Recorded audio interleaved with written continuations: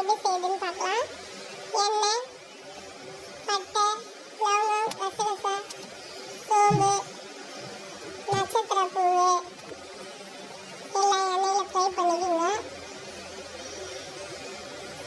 நல்லா அப்படியே பொரிஞ்சு வரட்டும். பொரிஞ்சு வதங்கினோடனே வெங்காயம் 2 வெங்காயம் கட் பண்ணி வச்சுருக்க பாருங்க. 2 வெங்காயம் போட்டுக்கோங்க. அப்படியே எண்ணெயில் கொஞ்சம் லைட்டாக சாணோட இஞ்சி பூண்டு பேஸ்ட்டு, தக்காளி போட்டு நல்லா வதக்கணும். சிக்கன் போட்டுக்கோங்க. சிக்கன் போட்டு தேவையான அளவு உப்பும் போட்டுக்கோங்க. உப்பு போட்டு நல்லா அப்படியே வதக்கி விடணும். தண்ணியை ஊற்றக்கூடாது. நல்லா வதக்கி வெறும் மிளகாத்தூள்